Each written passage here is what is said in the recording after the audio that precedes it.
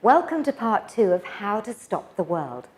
And the first step to being present and to stop the world is to quiet the incessant chatter going on inside your head. And the way to do this is to first understand brainwave cycles. Different information is available at different brainwave cycles. So it makes sense to slow your brainwaves down to alpha. Alpha is one of the most resourceful states in terms of learning and taking in a lot of information without feeling stressed. At around 9 to 14 cycles per second, in this brainwave cycle, you feel chilled, relaxed and reflective. In fact, the more you slow things down, the more you notice patterns, giving you a different perspective on situations. It's as if you're seeing a bigger picture. It's the resting state for the brain, helping your overall mental calmness, alertness and learning. And alpha allows you to access the power of now and being here in the present. Then you have theta brainwaves, which occur most often in sleep, when you're kind of drowsy. And theta brainwaves are also prevalent in deep meditation. So when you slow your brainwave cycles down, you're literally privy to information that only happens when you're in that particular brainwave cycle. So theta can be the gateway to memory, and for many people, they actually cite mystical experiences during this very slow brain rhythm. It's here that your senses are withdrawn from the external world and focused on what's going on inside. Scientists have discovered that theta brain frequency actually alleviates stress, reduces anxiety, facilitates deep relaxation, improves mental clarity and creative thinking, reduces pain, promotes euphoria, and provides access to instant healing. Not bad, eh? So it's often believed that in this state, you're able to work directly with Source, Spirit, the universe, God or creator of all that is, and facilitate very powerful healings for yourself and others. Theta is the state you're in just as you drift off to sleep. And you can access the dream world, imagery and information that are usually beyond your normal conscious awareness. And theta is often the state produced in a shamanic journey, originally practiced by the indigenous people of far northern Europe and Siberia. The word shaman, or shaman as some people say, can be translated as the one who sees, or more accurately, the one who sees in the dark. It operates from the premise that there's a visible world that we experience through our 5 senses and the rational mind. There's also an invisible world of spirit and energy, which can be accessed through meditation, trance, and contemplation. Now, I've come across shamanic practices during my initiation path with fire walking, as well as journeys I've been on to South America. However, it was an extraordinary astrology reading where the discussion sidetracked to shamanic journey as a powerful tool to tap into the different wisdom available from what the shamans call the lower world, the middle world, and the upper world. Now, I was told that the lower world is to connect with your soul, ask about past lives, and connect with your spirit animal. The middle world is about the here and now, and useful to maybe find something that you've lost, such as your car keys or an important document, or to connect with solutions. While the upper world is a place to meet guides and masters, as well as your very own future.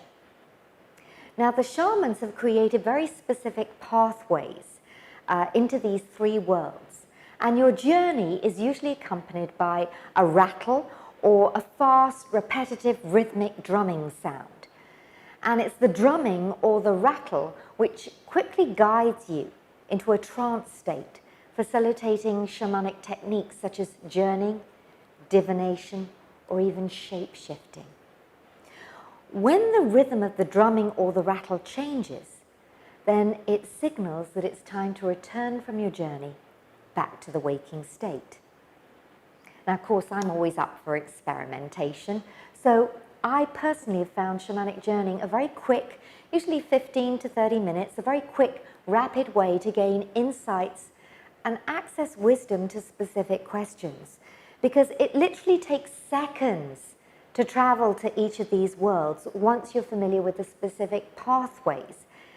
And then I usually follow a shamanic journey with automatic writing. Now, what do I mean by automatic writing? Automatic writing, also called channeled writing or inspired writing, is a term to describe the process where a person becomes like a medium or a channel for a consciousness that's apparently beyond their own awareness. Now, there are people who claim their hands and fingers are taken over by a spirit and that the pen they're holding basically moves itself, and the words or symbols or doodles that result are from a source separate to their own physical selves. Now, this type of automatic writing is probably the most rare variety. For most people, the vast majority of people, the process of channeled or automatic writing must be initiated by them. In other words, you don't just sit there waiting for the pen to move across the page, because you'd probably be sitting there a very long time. Instead, you actually begin the writing process and attempt to let the words flow without your conscious mind getting in the way with criticism and judgment. And you know what? It's fun and enlightening, because all you do is relax. Perhaps when you've just completed a meditation or shamanic journey, you then put pen to paper and write. And write and write and write with no judgment whatsoever for a specific period of time. Perhaps start with maybe 2 minutes or 5 minutes and then increase to 20 minutes. You can also use a question, a photograph, a quote, or one of those wisdom cards. You know, the ones where you pick a card and it has a beautiful image or a wise quote. You can use those as a prompt. Another method is to imagine that you're talking to someone much wiser, and ask them questions. The answers are the first thoughts that enter your head. Then you write them down with no judgment and then expand on them. Just let it flow, no matter how ridiculous or how silly it seems. Once you feel more confident, perhaps tackle some of the challenges you're facing in life by asking questions. Then it's as if you're downloading answers. For example, how do I get out of this awful job? Or for what reason do I always blow my diet every night? Or what's my purpose in life? Or what would make me happier? There's no limit to the subjects and questions you can apply to automatic writing. And the idea is that you really unleash your mind and let it search for new information.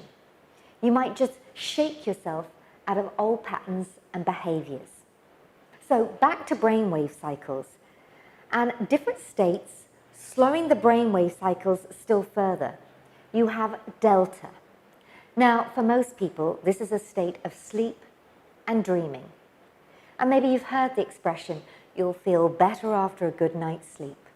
Well, healing and regeneration are stimulated in this state, in delta. And that's why sleep, deep, restorative sleep, is so essential to the healing process. Delta is the state of being timeless, formless, and linked to states of suspended animation. Deep-level yogi adepts can slow their breathing and heartbeat to be virtually undetectable. And people are especially open to out-of-body experiences, astral travel, connecting with spiritual beings, ESP and other phenomena in the delta brainwave range. Interestingly, if you consider the states we cycle through as we grow, then in the womb, you're naturally in delta, absorbing patterns and behaviors from your mother. As a young child, you're in theta and walking around like a sponge, absorbing all the beliefs and patterns that are displayed from those around you without judgment. And as you grow older, you spend more time in alpha. And then as an adult, as I mentioned earlier, our focus moves more into the outside world as we spend more time in beta. Now, any process that changes your perception of yourself and the world changes your brainwaves, and it also works the other way around. If your brainwave patterns change, then your experience will change. So chemical interventions such as medication or recreational drugs are the most common methods to alter brain function. A more natural way would be meditation, music, brainwave entrainment.